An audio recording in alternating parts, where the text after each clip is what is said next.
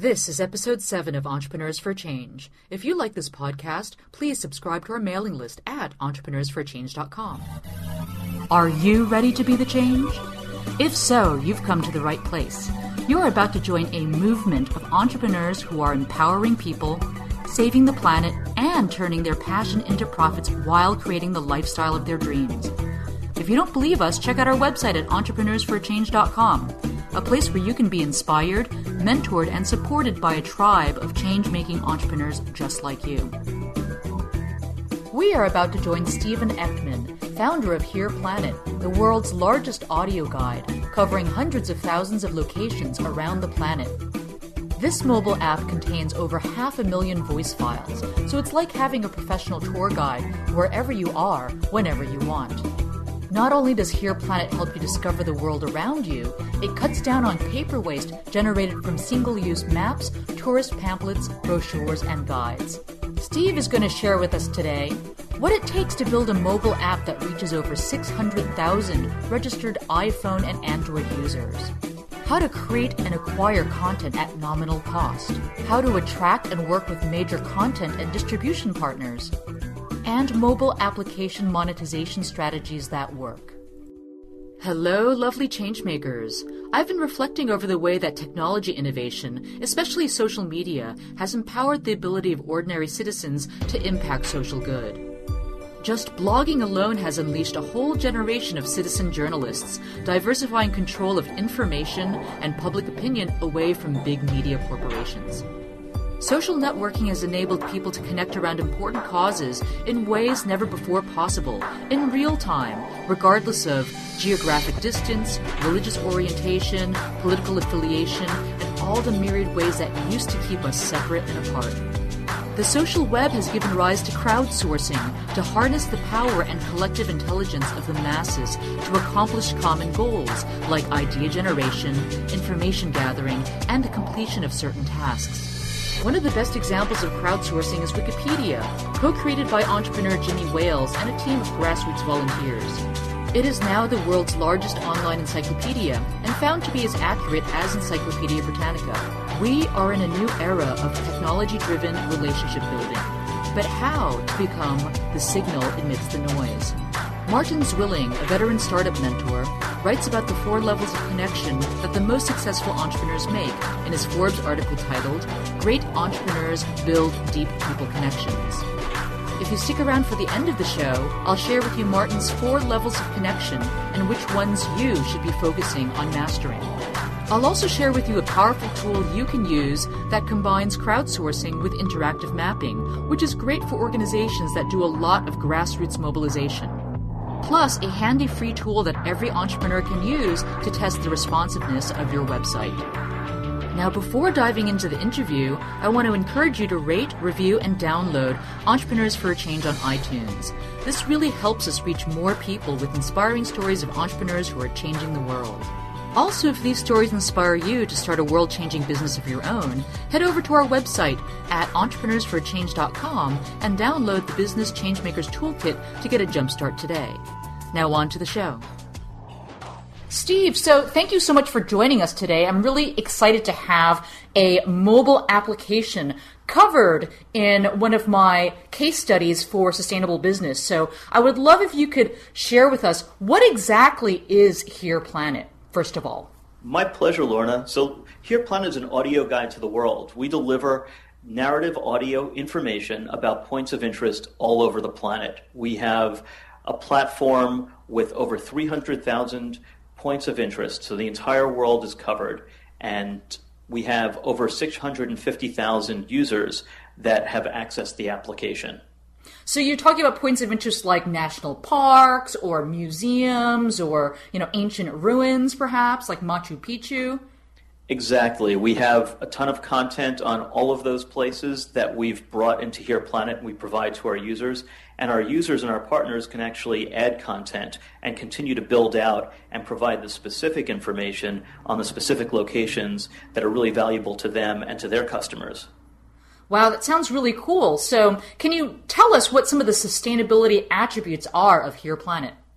Well, first of all, HearPlanet is all digital, and it exists in the cloud. So we don't print materials. I like to say we don't do dead trees. And anytime we can deliver our marketing materials, deliver our communications, electronic is the best way. We can propagate that more quickly. It's zero cost, zero impact on the environment to replicate that and to send it to 1 or even 100,000 or 1 million people. Yeah, I have to say, like, as much as I try to walk my talk, sometimes it's really kind of hard. I mean, when I show up to a national park and I get a trail map, I mean, sometimes I've gone to the same park and I've picked up the same trail maps multiple times, and eventually they all end up getting recycled. So I'm really glad that you are offering people an alternative to, basically picking up single-use brochures, maps and pamphlets to touristic locations, which will then get, thrown in the trash immediately afterwards. Right, and we find that we're working with our partners who are generally in the tourist industry, and they print a ton of materials. They have to have these things printed every year, if not a more frequent basis. They spend tens of thousands of dollars printing these materials that they distribute, stick in card holders, and ultimately either get picked up by users and thrown out, or hopefully recycled like you do, or when a new batch comes in, they have to throw out the outdated materials. We replace all of that, so we can actually create mobile applications for our partners less expensively than the cost of their print run. And I think it's actually so much cooler, too, the kind of content that you provide because, okay, let's say you have a pamphlet or a map and it folds out, like that's pretty much it. That's all you're going to discover about that locale. But if, have something that's a little more dynamic that maybe other users add around that particular point of interest, and you can potentially have other people's opinions, like really cool things you wouldn't have discovered that some, hikers discovered nearby. So it's so much more versatile and rich, the content that you guys offer. That's right, and it's never stale. A pamphlet, the moment it comes off the printing press, even when you ship the file to the printing press to get it printed, it's already outdated. You might come up with something that you want to change, and the only way to change it is to throw out all of that paper and start again. With our application, all you need to do is log on and edit your listing or edit the location through our content management system. We make it super easy, and changes go live right away. You guys also have a green tour as well in your Save to Your app, right? I remember you mentioned something about that. That's right. We're building a green channel. So HearPlanet has lots of different publisher partners that provide content. And then we have channels that have subject matter and almost like a television network might have different programs. That's how we've organized HearPlanet.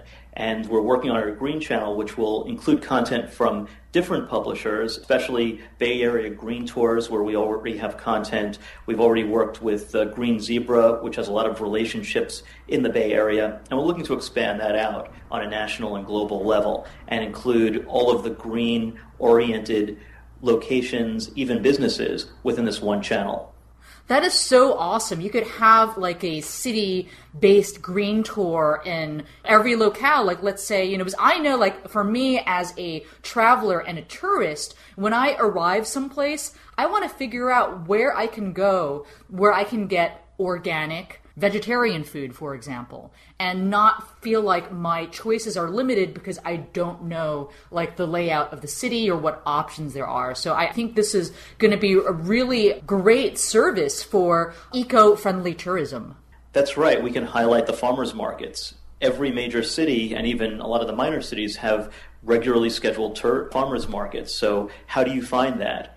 I think every traveler has the kind of information that they're looking for. So we get to provide that to everyone. We get to give you what you want as a green tourist. We get to give you the ecologically sound locations to visit. And we can do that. Someone else might be interested in architecture, somebody else in history and archaeology. So we actually customize our content automatically to our user based on their preferences. Totally. I mean, I know that like when I travel, I also want to stay in green hotels as well, or like places that are yoga friendly. So, it's always a challenge to find those places. Yeah, just to identify those places. I spend hours actually researching on Google. I spent literally, I went through pages and pages, for example, just to find a yoga retreat center in Honduras, So I'm very much looking forward to how that develops. I'm curious, what inspired you to create HearPlanet? Well, originally, this was one of those ideas that you see a need, and I happened to be in Europe at the time, traveling in Berlin and taking walking tours. I was actually traveling through Europe, but where I would go, I would want to get the feel for the city, find out about the local culture, and get information and do it generally through a walking tour. Everywhere I went, there were walking tours scheduled with great guides that could speak multiple languages, and it was always a great experience. The biggest issue I had with that was the scheduling and the logistics. Generally, they were not given necessarily every day and not necessarily at times that I would have chosen. And I also had a really inexpensive cell phone that I bought. This was back in 2005, and I picked up an inexpensive Nokia phone, and I realized that there's got to be some way to bring all this knowledge to people electronically through their devices. And this was well before the iPhone came out. I started building business plans and really looking at this as a viable business model. I ran into some roadblocks along the way because of price, and especially when I was looking at providing this as a service over the public switch telephone network, which was the only way to do it then before we had these data plans. What year was this? Are we talking about? What? This is not that long ago, but I guess it's 8 years now, 2005. Wow, so you've been incubating this idea for 8 years. Right, it was one of those ideas that was just like the dog that's got you by the pants leg that is just tugging and won't let go. And I was looking for a new business to throw myself into. I had downsized my previous company, which was an internet services business. I come from production and commercial production, and marketing is my background from before that. And I was looking for what's the next big thing. I was looking for something big to throw myself into that I could really birth into the world and hand over to humanity. And this was one of those ideas that I didn't know it was going to be the idea at first, but it was one of those nagging things that just wouldn't let go until finally I said, okay, I've got to do this. And really the tipping point was when smartphones came out and we had all-you-could-eat data plans, and it was super inexpensive to deliver the information. Then we just had to figure out how to build the service and how to populate the service with tons of content. So wherever you were in the world, you could find relevant information about the places around you. Wow, so you actually had to wait for technology to catch up with you. So you had your innovative idea, but the rest of us, the world wasn't even up there yet. Right, I think it's Guy Kawasaki who's actually taken a liking to HearPlanet, who I like to quote and has said, if you're early, you're wrong. So I think we're right on time. And I see it, there's a little surfing metaphor. You need to catch the wave just right. If you're too early, you're going to get wiped out in the tunnel. If you're too late, the wave is going to pass right under you and you're going to be paddling out there and it's going to be futile. You need to really paddle at the right speed, at the right time, catch the wave when it hits, and then ride it into the shore. That's absolutely true. I see this a lot too because, sustainability can be seen, especially in many niches and many even regions. It's very much, the whole concept of sustainable business is cutting edge, but it's very difficult if you're the first mover in your particular niche because you are going to incur all of the tremendous costs of educating the public. That's exactly right. So, was it kind of easier for you to do this since you had a background that was somewhat techie? I mean, do you know how to develop apps, or did you just kind of know in general what it would take to manage a project like that? I think both of those things. I've always been a project-oriented developer, and I'm not a programmer myself, but I've always worked with programmers to achieve the goals of the project. So whether it's creative goals or technical goals, I can spec those requirements and find the right resources and work with the best in the industry to build those things. So I have a lot of experience from prior projects going down dead-end paths, building things that didn't really work out right, and through that experience, I think it takes a very sober eye on what is it going to take to get this done, and then focusing on what we call the minimum viable product to get something into the hands of users that's useful, that's measurable, but that doesn't try to do too much too soon. And we've only developed HearPlanet over the last 3 years. We've developed it in stages. We put together that minimum viable product that was almost more of a proof of concept. And we delivered that to users, and we got a huge amount of feedback and even press coverage, more than we would have ever expected. And then we've continued to build out the vision for the ultimate product and the ultimate platform where anybody can add content. We can segment that content like we're talking about so that if somebody's interested in the green locations, we can give that to them. And it was only over time and iteration and really seeing what was in demand. Was the original vision still true? Where do we need to shift our vision to provide the best application, the best product for our user base? And we're still on that path. So can you help us understand, for those of us that want to actually get into mobile applications, because that's like the next big wave, what does it actually take to build a mobile app? Can you walk us through the different stages from having, your initial concept to deployment? Like, what would an entrepreneur that wants to create a mobile app have to go through? So the first and foremost, you need to define your product. Most original ideas come with, okay, I want to create X, Y, Z. And you need to refine that and continually edit that down to, well, what is really the base core feature? What can I get to users first that's going to have value, period? A lot of times people come with grand ideas. Everybody wants my advice. Being somebody that's done it, created something valuable that has a lot of attention out there. Everybody that has an app idea is sending me an email. Can you listen to my story? And that's the first thing I'll tell them. Before I'll even listen to what somebody has to say about their idea, I'll tell them what a minimum viable product is and ask them if they've defined it and documented the minimum viable product, regardless of what their grand vision is. Because if you can't define that and achieve that, you're not going anywhere. You're not step A. You're not going to hit step B and step C. So you really have to look at it as an incremental process. Yeah, so I want to highlight to how important that is, because I speak to a lot of visionary entrepreneurs that can't seem to get beyond the grandiose project idea that becomes more and more big and complex. And then it becomes too difficult to implement, first of all, and it becomes really difficult to raise funds for. The project does everything under the sun. So the minimal viable product is definitely a great starting point. Right. And I would say look at some of the writings of a book called Lean Startup by Eric Ries, and he is on the Successful Entrepreneur on the speaking circuit. Lots of videos and SlideShare presentations that you can download and look at to really get a feel for what are we talking about here. Okay, great. It's called the Lean Startup. I think I have that in my Kindle. Awesome. Okay, so minimum viable product, and then what next? And then you figure out who you need to develop that. If you're not a programmer yourself, either you need to learn programming or you're maybe a developer, and that's great, so you can be your own boss and you can get something out the door. Or you need to find someone who has the technical skills that are specifically suited to what you're trying to achieve. Just like there's so many different things out there, you need a different skill set. So mobile technology is really an extension of the internet and of programming, and uses both of those technologies heavily. Now you can do more with basically what we're calling mobile web applications.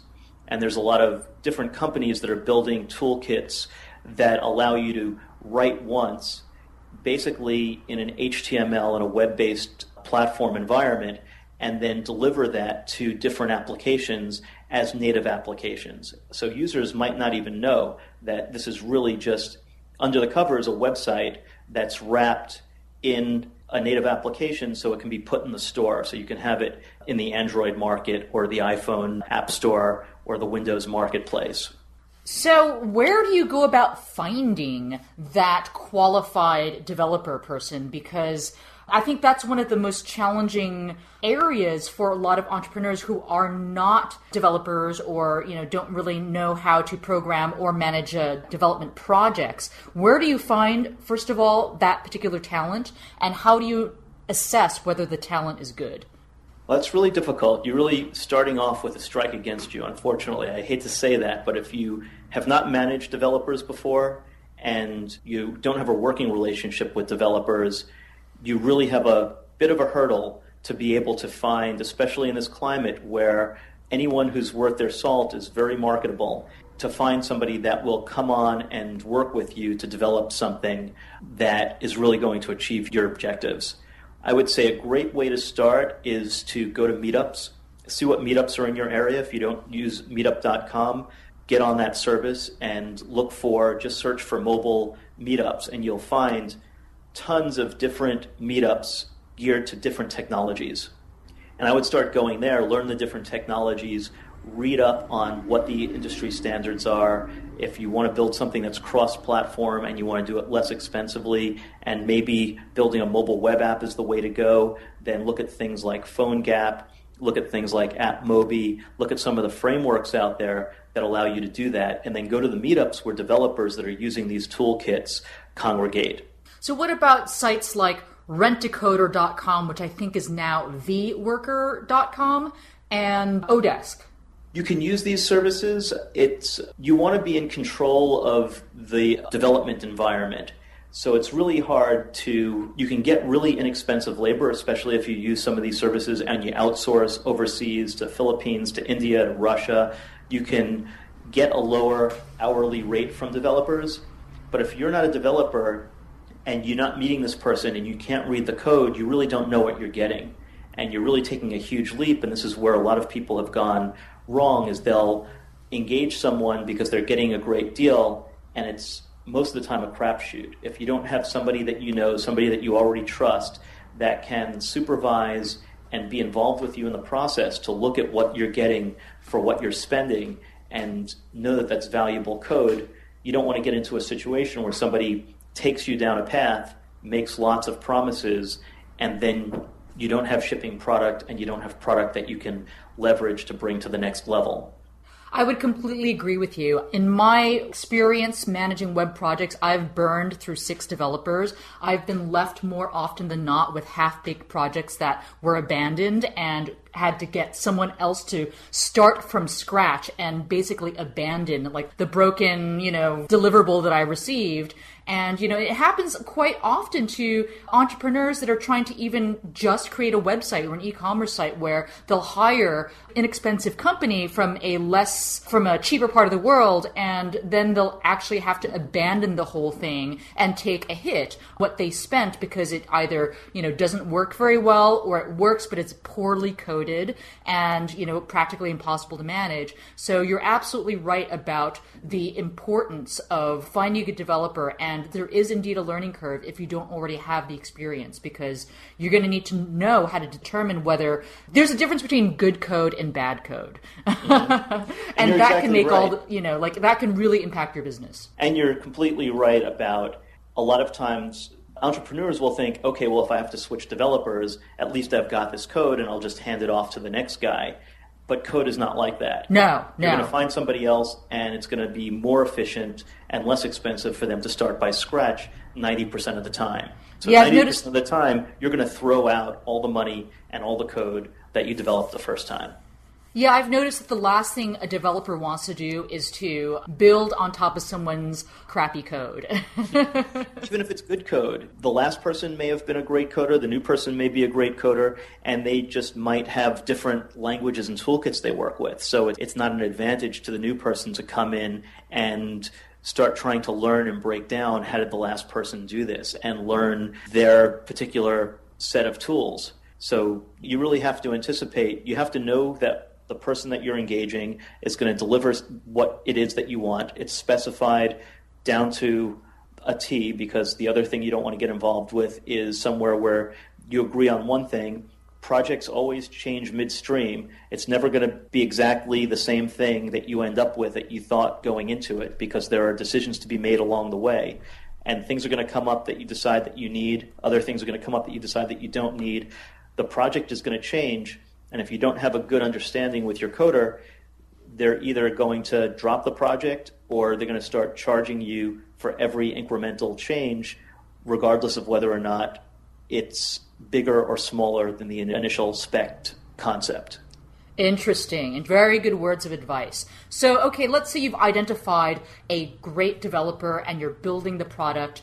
What next? Well, next, hopefully you get a shipping product, and then you can actually monitor how it's being used. You can get it out into the wild, whether it's just a proof of concept you can start to get real users using your product and giving you valuable feedback. And that feedback can be any number of ways. You can have phone interviews with your users. You can create surveys online using tools like Google Surveys or SurveyMonkey. You can just watch what you're doing with your analytics. It's very important to instrument your analytics and know what you want to measure, know what the critical things are, what are the success points, and what are the metrics that you want to grow. And make sure that you're measuring those, you have a way to monitor them, and you can continually look at that and see, is your application scaling up? Are your session lengths getting longer and longer? Are your cohorts getting better? There's lots of ways that you want to instrument to watch what's happening with your applications, that you can make those incremental changes that increase those metrics that are important to you. Okay, so when you talk about getting it out into the wild, that means listing it in the iPhone App Store and in the Android market, for example? Right, publishing it in whatever way you're planning to publish it. So it could just be a mobile website. It could be a mobile web application that doesn't need to be put into the store. You just give people a URL and they go there and they can use it just like they use a mobile website. And it could also be something that goes into the iTunes store. So you've published it into the iTunes store. It's now available to the public. Same thing with the Android market, which Google has just changed the name of, but I think it's called Google Play now, if I'm not mistaken. So build it and they will come, not. Lots of people build apps and they list them in all the right places, the iPhone App Store, the Android market, etc. But, how do you go from being one app floating out there in a sea of apps to one that reaches over 600,000 registered iPhone and Android users? I'd say marketing and PR, just building it, it's a very crowded space out there. It's, if you build something and you're sitting out in the desert and you have no traffic, you can't expect anybody to find it. And just your initial family, you might get a slew of downloads of 20, 30 people that you have in your circle that are willing to spend the time to go and download your application, but that's not going to get you traction. So you need a go-to-market strategy. Just like any other business, you're marketing to your users and you need people to use the application. So that's a whole nother conversation that we can get into, but I think it comes down to go-to-market strategy. How are you going to achieve that? How are you going to break through the noise? And in a sea of over 500 million applications, I believe, I don't know how many exactly are in the store right now, but there's quite a few applications out there in all of these markets, and you need to be able to cut through the noise. So what are some of the marketing strategies that you found really effective for HearPlanet? Mostly PR and getting our partners to promote our applications as well as our promotions. So we don't do a lot of paid advertising, but we use guerrilla marketing tactics. We use co-marketing strategies.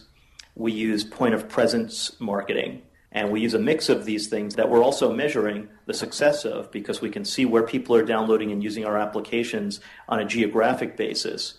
So one really good thing about mobile applications, especially like websites, but now that you have a geographic component, and if that's something that you're tracking, where are my users coming from, you can actually see what your hits are based on what your media achievements are. Today, for instance, I just received a Google alert that we were covered on CTV, and I'll look at our metrics later on today and see what kind of response we have from both their television coverage and their online component to that. Very cool. So when you're talking about point of sight, you're talking about, like having a little advertisement in a touristic attraction area that says, instead of getting our pamphlet, download HearPlanet. Is that what we're talking about? Right. That could be a window sticker. That could be another brochure that we don't go through as many of them. Hopefully, if we print up brochures, people share and they just need to see the name, they download it, and they can leave brochures for the next person to take. But we do point of sale, point of presence. So if somebody's already out traveling and this is something that's going to be interesting to them, they get the message. So we have a lot of partners that have created listings in HearPlanet, and we look to them to also promote HearPlanet so that their neighbors are also promoted. It's a little bit like cooperative marketing. Okay, so I want to ask you about your partners, but my question about content and partners, is very much linked. So, first, so you've launched or released your application, and first you're kind of a nobody, like no one knows who you are, and then at a certain point, people start taking you seriously.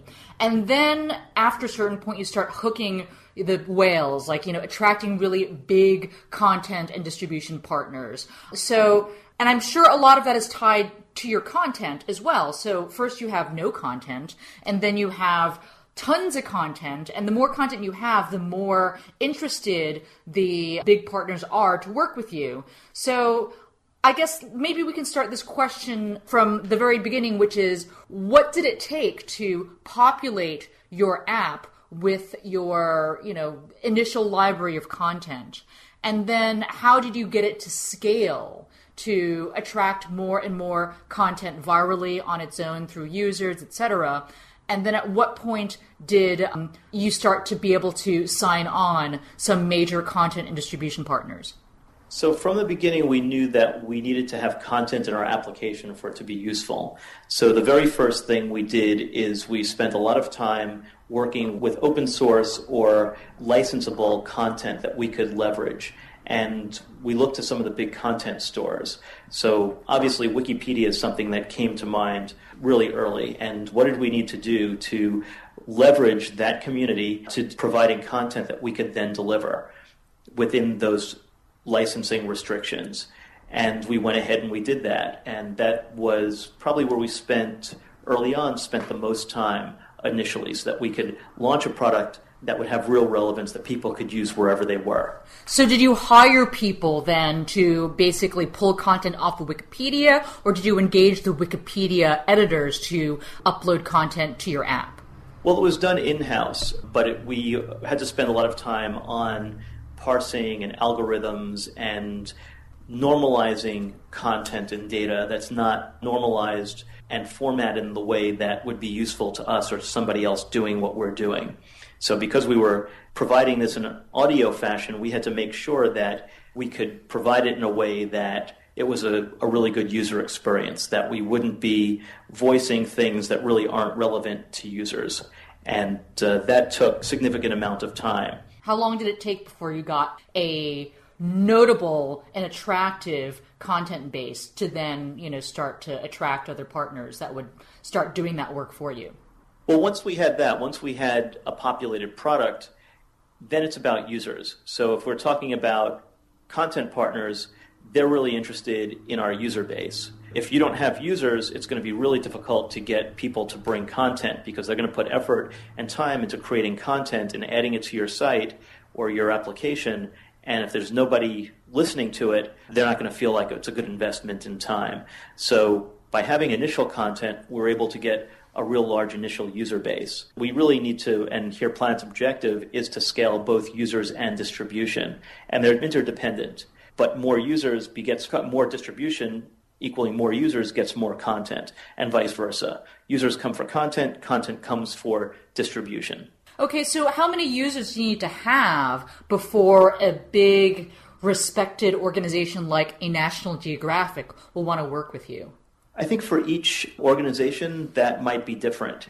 It really depends. In our conversations with major distribution partners and major content partners, that's part of the conversation.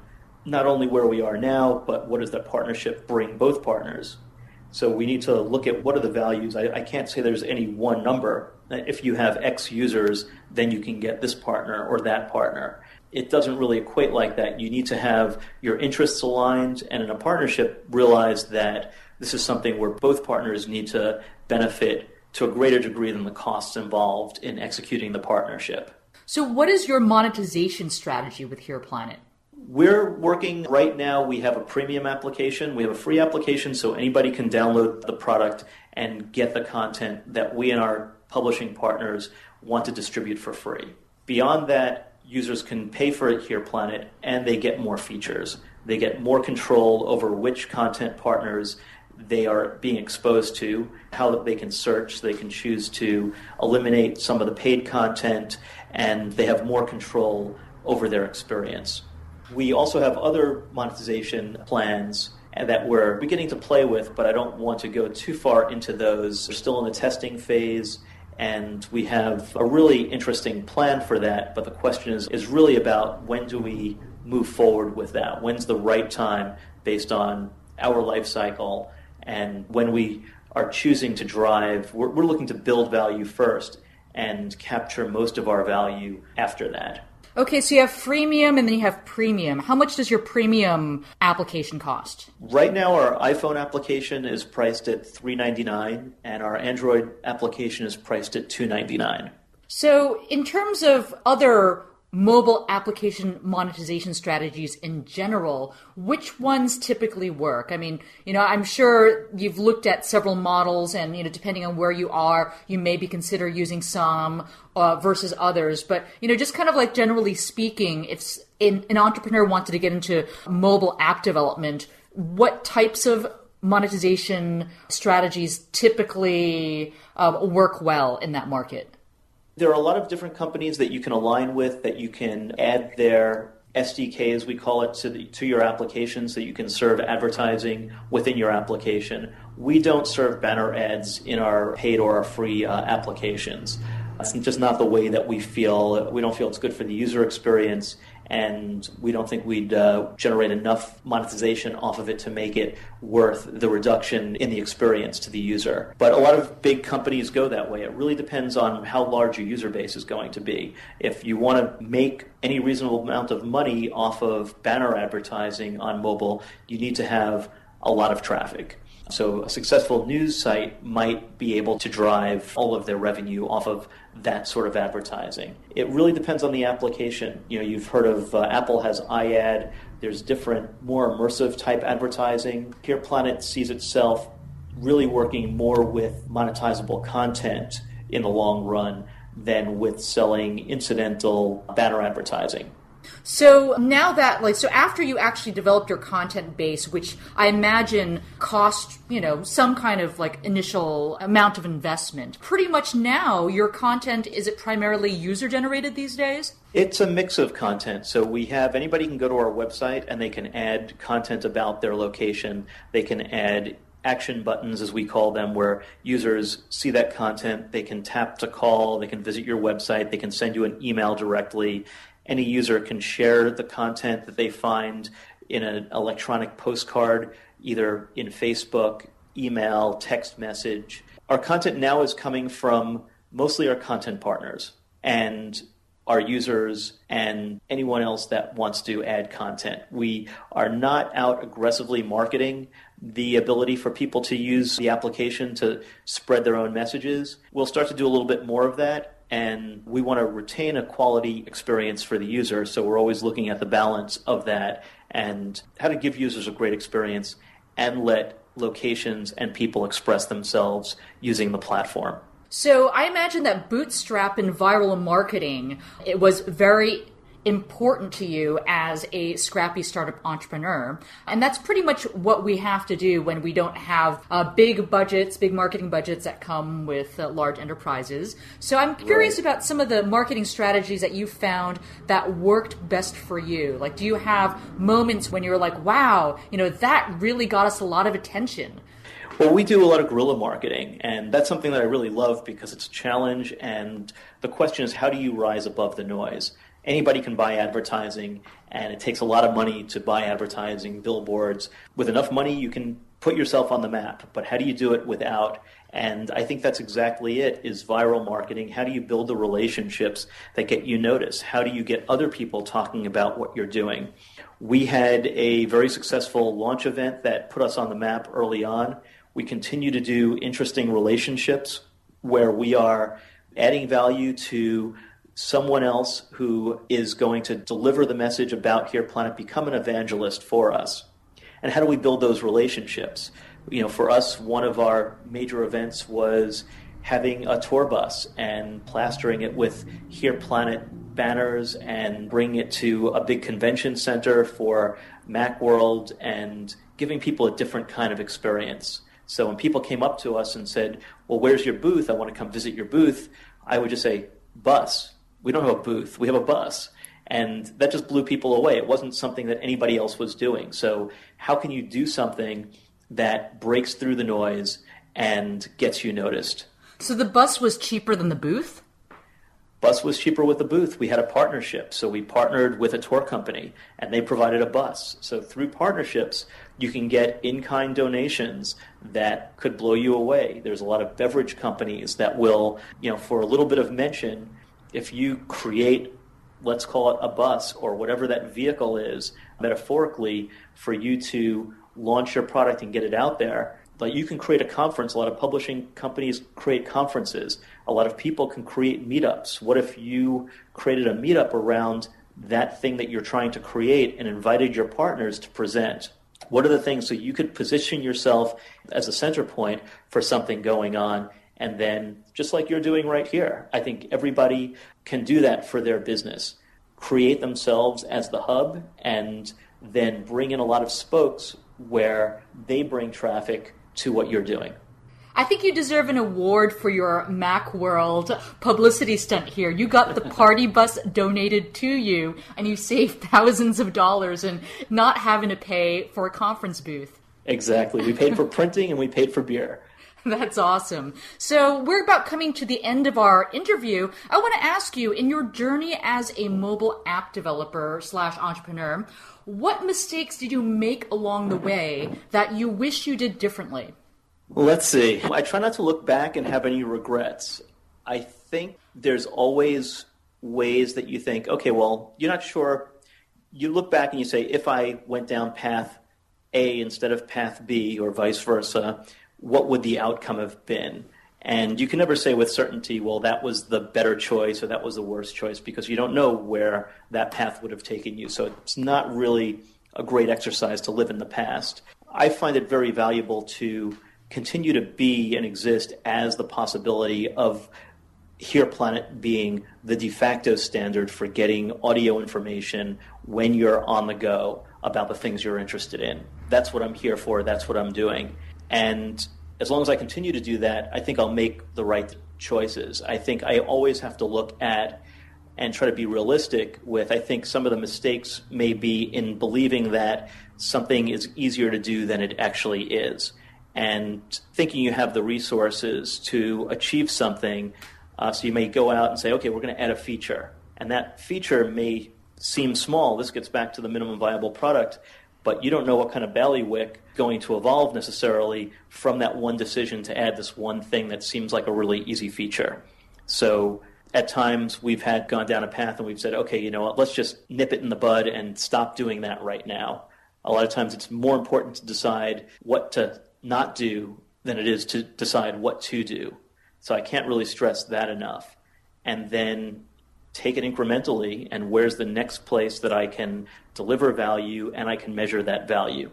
Wow, that's really great advice. I have to say that I think especially for a lot of entrepreneurs and aspiring entrepreneurs, it's so important to know when it's time to fail quickly and move on, that you don't spend, hours and weeks and months on developing some part of your business or project that's not necessarily going to create a good amount of value, for what it's worth. And yeah, absolutely, being able to know what not to focus on is as important as knowing what to focus on. Exactly.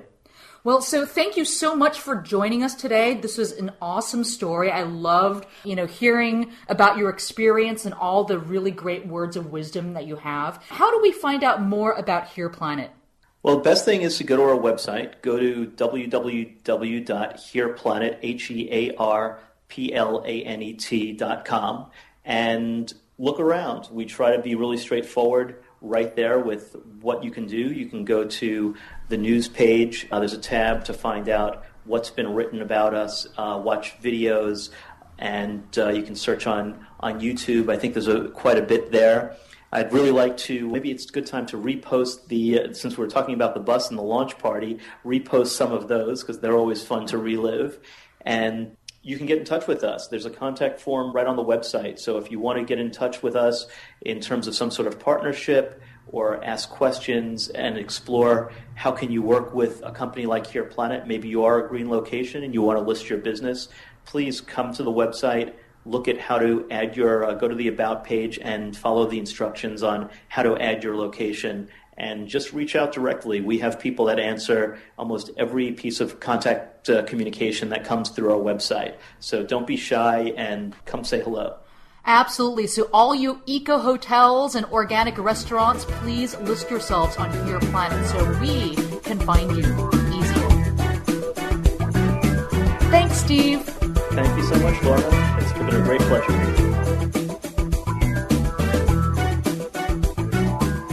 Martin Zwilling, startup mentor and angel investor, talks about the different levels of connection that successful entrepreneurs master in his Forbes article, Great Entrepreneurs Build Deep People Connections. I've included a link to his article in our show notes, entrepreneursforachange.com/7. Level 1 involves talking at a social level, which many people never get beyond in their professional relationships. You must attain a level of skill and ease at this level and quickly move past this level to more empowering levels of connection. Level 2 involves connecting through personal power, which includes everything from your professional position, your existing relationships, expertise, and passion for your cause or business. Learn how to use these aspects of your personal power effectively. Level 3 involves shaping the intent of the connection.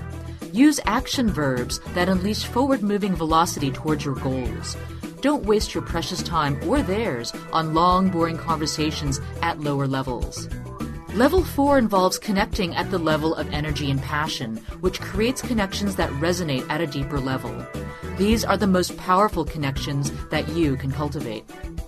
Now, navigating these connection levels is essential with face-to-face connections, but I'd like to invite you to explore the idea that you can replicate these levels through virtual connections using the power of technology. You can connect with your audience and build powerful relationships through your blog, email list, podcast, and webinars in meaningful ways.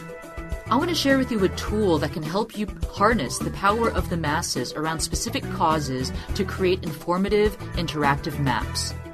One of my favorite crowdsourcing social innovators is an organization called Ushahidi, a nonprofit software company that develops free and open source software for information collection, visualization, and interactive mapping. Using their software, activists, news organizations, and everyday citizens can mobilize their constituents to send in data that can be added to an interactive map via SMS, Skype, and Twitter. The platform was created in the aftermath of the 2007 Kenyan elections as a means to collect eyewitness reports of areas affected by post-election violence. Since then, their technology has been used to provide real-time crisis mapping of disaster situations, such as areas that were in urgent need of aid in the aftermath of the 2010 Haiti earthquake, a project that was led by Patrick Meyer of iRevolution. Survivors Connect uses Ushahidi to power their global map of resources for documenting and preventing human trafficking. Their Freedom Geomap includes a password-protected section with locations of safe havens for trafficking victims. If you do a lot of grassroots organizing, check out Ushahidi's mapping software. It's hard to deny that we are experiencing a revolution in mobile technology, and that more people have access to cell phones than the internet. More and more people are using their mobile phones, smartphones, and tablets to shop online, research products, and seek information. Therefore, it's important for you as a business owner to ensure that your website can be properly rendered for these myriad devices, or you're missing out on a lot of traffic. Here's a handy free tool to check your website's responsiveness. It's called the Responsinator. It will show you how your website appears in a number of devices like iPhones, Androids, and the iPad. I've included the link to the tool in our show notes. Check it out. Thanks, folks, for listening to the Entrepreneurs for Change podcast. If you enjoyed this episode, please help us reach more people with inspiring stories like this one by giving us a 5-star rating in iTunes. If this podcast inspires you to join the movement of change-making entrepreneurs, we'd love to give you a jumpstart with our free Business Changemakers Toolkit, which you can download at www.entrepreneursforachange.com/join. If you have a changemaker in mind you'd love for us to interview, go to entrepreneursforachange.com/suggest and tell us who and why. Finally, feel free to stop by facebook.com/ Entrepreneurs for a Change to share your thoughts and say hello.